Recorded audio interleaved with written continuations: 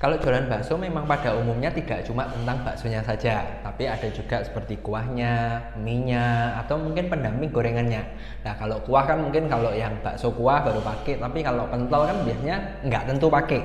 Cuma kalau orang bikin pentol, jualan pentol pun biasanya tetap menampingkan dengan gorengannya. Makanya pembahasan hari ini akan kita spesifikkan bagaimana kita membuat gorengan dari bakso kita, yaitu tepatnya adalah pangsit gorengnya, supaya lebih enak, lebih disukai orang-orang. Setidaknya ada 3 hal yang akan kita bahas hari ini tentang pangsit gorengnya. Sebenarnya 4 sih, cuma yang pertama ini tentang isinya, isi pangsit gorengnya tidak akan saya bahas karena menurut saya sih cukup sederhana. Kan isinya tinggal daging cincang, mungkin Anda tambahkan dengan tepung.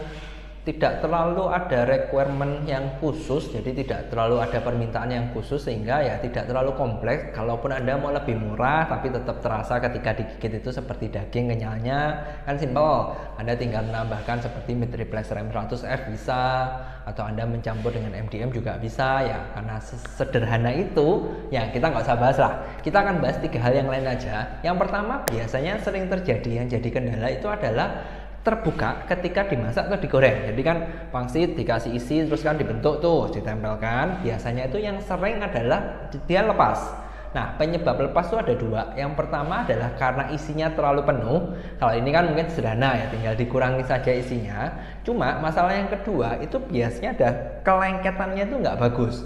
Nah, kita kalau ngomong masalah lengketnya itu kan biasanya cuma dari kulitnya nih, dikasih air, terus kan dilipat, ditempel-tempel gini aja. Nah, kenapa kok air itu bisa menjadi lemnya? Itu karena sebenarnya bahan dasar dari kulitnya itu kan dari tepung mayoritas.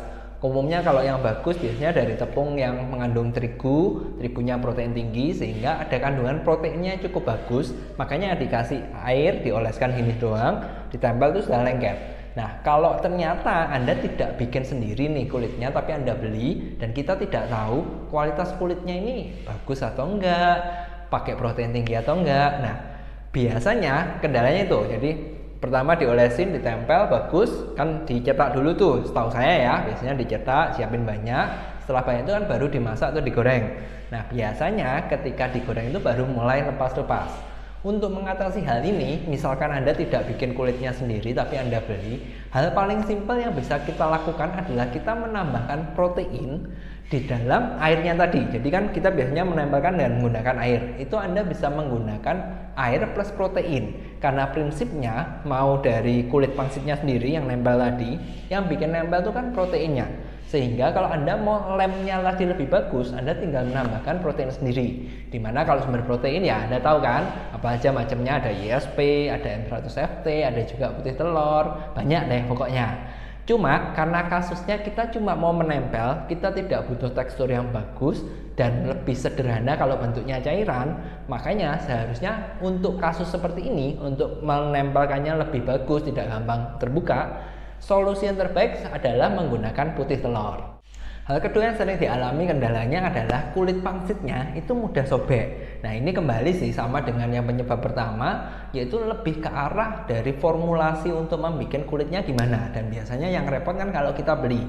Umumnya prinsipnya gini deh, semakin bagus kandungan proteinnya, semakin dia proteinnya tinggi, seharusnya kualitas kulitnya ini tidak gampang sobek. Nah, hal kedua yang perlu kita ingat adalah tebal dan tipisnya. Semakin tipis, seharusnya dia lebih gampang sobek, tapi semakin tebal, semakin susah sobek. Masalahnya, kalau kita bikin untuk gorengan, kulitnya terlalu tebal, itu jadinya kriuknya kan nggak enak.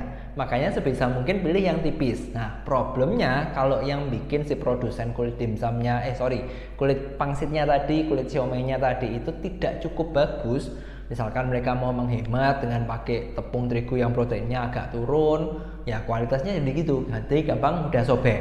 Kalau sudah seperti ini, kalau Anda tidak bikin kulitnya sendiri, sebenarnya tidak terlalu banyak hal yang bisa kita lakukan. Cuma saya kasih tips saja, misalkan nih Anda bikin kulit pangsit sendiri dan Anda mau hasilnya tipis, bagus, terus tidak gampang sobek. Hal yang perlu Anda ingat ada 2. Yang pertama, Anda perlu pakai yang tepung protein tinggi. Kalaupun memang dirasa masih kurang, Anda bisa menambahkan protein tambahan dari ESP bisa, 100FT bisa, putih telur tadi juga bisa, terserah Anda. Prinsipnya kan semakin banyak protein dia seharusnya semakin bagus. Problemnya ketika semakin banyak protein, biasanya tipisnya ini susah didapatkan. Memang sih masih bisa di roll lagi sampai setipis mungkin, hanya saja agak berbeda. Kalau ini sih mungkin saya agak susah menjelaskan karena gimana ya, kalau nggak ketemu, nggak megang langsung itu agak susah nangkapnya. Jadi diterima dulu saja. Prinsipnya semakin banyak proteinnya itu seharusnya elastisitasnya semakin bagus. Cuma kalau terlalu berlebihan proteinnya, biasanya tipisnya ini nggak dapat. Nah, kalau sudah kasusnya seperti ini, hal yang bisa kita lakukan itu sebenarnya adalah menambahkan bahan tambahan pangan, yaitu sodium alginat. Ini berfungsi untuk membantu supaya elastisnya bagus. Jadi dia nggak gampang sobek, elastisnya bagus. Dan hal yang baiknya, dicetaknya gini, ditipiskannya itu dia akan bisa bagus. Makanya mungkin kalau Anda produsen kulit pangsit, kulit lumpia, kulit siomay, dan Anda mau yang kualitas seperti ini, lebih baik Anda menggunakan sodium alginat. Itu bisa membantu sekali. Nah, kalau tips tadi tidak bisa Anda terapkan karena Anda beli nih kulitnya, hal yang mungkin bisa Anda ingat gini, prinsipnya ada dua. Proses dari gampang sobek tadi, selain dari kualitas resepnya, kualitas tepungnya, kualitas kulitnya gimana, hal yang perlu kita ingat karena mayoritas bahannya itu adalah tepung, selalu ada yang namanya proses retrogradasi, di mana ini adalah proses alami dari tepung, tidak bisa ditiadakan, yang bisa cuma dicegah supaya tidak terlalu berlebihan. Nah, hal yang perlu Anda ingat kalau Anda beli itu satu, retrogradasi itu akan terus terjadi, tambah lama tambah parah ketika waktunya tambah panjang. Sehingga hal pertama yang harus Anda ingat adalah sebisa mungkin jangan terlalu lama menyimpan kulitnya ini di kulkas ataupun di tempat lain. Idealnya kondisi yang masih fresh, kondisi yang baru dicetak, entah itu dari pabriknya baru dijual ke Anda, itu yang kualitasnya masih bagus. Semakin hari, semakin lama disimpan, biasanya kualitasnya semakin menurun, semakin mudah sobek. Nah, tips yang bisa Anda lakukan, kalaupun Anda harus beli, Anda harus ingat satu, jangan terlalu lama disimpan. Dan yang kedua, sebisa mungkin pilih yang baru diproduksi. Ya, cuma kalau sudah belinya di supermarket, ya mungkin repot sih, karena kita nggak tahu. Cuma kalau Anda punya supplier langganan untuk kulitnya, Anda bisa minta mereka yang fresh. Semakin fresh seharusnya kualitas elastisnya itu semakin bagus. Nah, hal terakhir ketiga yang akan kita bahas adalah bagaimana supaya gorengan pangsit tadi ini kriuknya lebih optimal. Ada beberapa hal yang perlu kita ingat. Yang pertama tentu yang mengikuti yang tadi, yaitu yang tips nomor 2, yaitu sebisa mungkin Anda pakai kulitnya yang tipis. Karena gini, prinsipnya suatu gorengan dia akan lebih keras, lebih renyah itu ketika dia semakin tipis. Semakin tebal biasanya garingnya itu nggak terlalu bagus. Kalaupun bisa kriuk, biasanya kriuknya itu lebih ke arah yang alot. Sementara kalau kita mau kriuknya yang benar-benar enak, sebaiknya pilih yang kulitnya tipis. Nah, jadi hal pertama yang bisa Anda terapkan, mungkin Anda kalau tidak bikin kulitnya sendiri, Anda bisa cari kulit yang tipis tapi elastisnya cukup bagus. Itu bisa Anda pakai dan akan sangat membantu.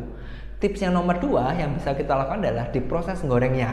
Nah, ini agak susah karena idealnya sebenarnya perlu pakai yang alat namanya deep fried, dimana kalau Anda mungkin pernah memperhatikan penjual kentang goreng atau McD, KFC dan sebagainya, itu kan penggorengannya mereka beda, bukan kayak wajan yang gini, tapi lebih ke arah yang kotak, dimana kotak ini karena satu dia lebih dalam itu biasanya suhunya itu lebih rata dan alat mekanismenya agak berbeda. Saya kurang jelas juga dengan sistem deep fried-nya tadi, sehingga panas yang dihasilkan itu lebih rata, makanya hasil gorengannya itu lebih bagus. Karena prinsipnya gini, ketika kita menggoreng sesuatu, minyaknya kalau terlalu panas itu hasilnya nggak bagus, bisa robek semua, jadi kriuknya pun berkurang. Tapi kalau minyaknya tidak terlalu panas, hasilnya malah ya orang Jawa bilang sih melempem, jadi kriuknya nggak optimal. Sehingga sebenarnya proses penggorengan itu agak kompleks, agak rumit karena Anda perlu memperhatikan suhu minyaknya juga.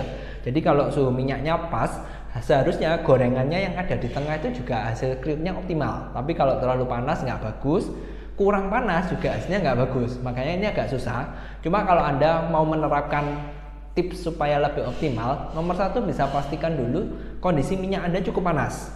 Kalau belum cukup panas, jangan dimasukkan dulu. Dan yang kedua, yang bisa kita lakukan adalah kalau kita masih pakai wajan yang bentuknya bulat, sebisa mungkin, saya tahu sih ini nggak akan efektif, gorengnya jangan sampai full.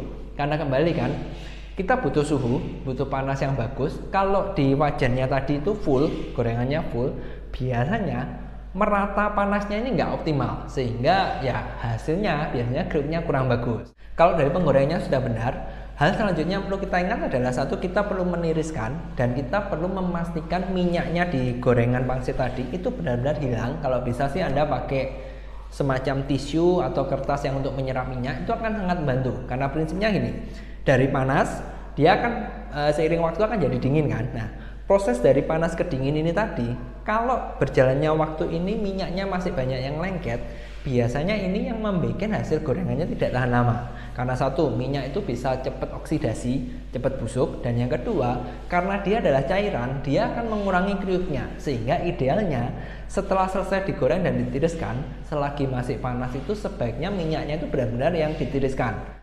Nah, setelah kering dan setelah dingin, sebisa mungkin Anda simpan di tempat yang kedap udara. Kenapa? Karena pada dasarnya proses retrogradasi yang saya sebutkan sebelumnya itu akan terjadi lebih cepat ketika dia terkena udara. Jadi kalau di reaksi kimianya itu ada istilahnya hidrogen bond, di mana hidrogen tadi H itu dia akan mengikat dari oksigen atau nitrogen sih. Cuma kalau nitrogen kan enggak, kita di udara ini kan oksigen. Sehingga hidrogen yang ada dalam tepung meskipun sudah digoreng, ketika dia ketemu dengan oksigen, dia akan mempercepat proses retrogradasinya, sehingga hasilnya nanti kriuknya jadi lebih cepat hilang. Dan yang kedua, dia bisa membuat apa ya, jadi keras. Jadi mungkin masih patah tapi jadinya keras, jadi nggak kriuk yang enak gitu. Nah, proses ini bisa kita kurangin, ingat ya, bisa kita kurangin bukan ditiadakan, dengan cara seperti tadi. Sebisa mungkin ketika sudah dingin, sudah kering semua, Anda simpan di tempat yang kedap udara, baru Anda bawa untuk jualan. Kalau untuk pangsit gorengan sebenarnya nggak terlalu banyak hal yang bisa kita bahas, jadi saya rasa 3 tips tadi seharusnya bisa membantu, semoga bisa membantu Anda. Mungkin ini deh, yang terakhir saya ingin tanya, karena mayoritas yang saya bahas di sini kan adalah tentang bakso. Kira-kira ada nggak sih dari Anda yang bikin yang non bakso tapi mirip-mirip? Mungkin misalkan seperti sosis, nugget, dimsum, siomay, apalagi ya macam pempek dan sebagainya. Kalau Anda jadi jualan bakso tapi juga jualan hal seperti itu dan cukup banyak, Anda mungkin tolong komen deh, sehingga saya tahu kalau topik yang non bakso, mungkin yang sosis, nugget dan sebagainya tadi menarik, mungkin saya bisa memberikan penjelasan yang lebih tentang ini. Jadi nggak melulu soal bakso, cuma tergantung. Kalau memang tidak ada karena mayoritas memang pedagang bakso saja, ya saya tidak akan bahas. Jadi kalau Anda ingin tahu lebih lanjut tentang sosis, nugget, dimsum, ham, patty, pokoknya olahan daging lain, dan Anda punya pertanyaan, tolong komen. Nanti akan saya coba bikinkan materi yang khusus untuk Anda.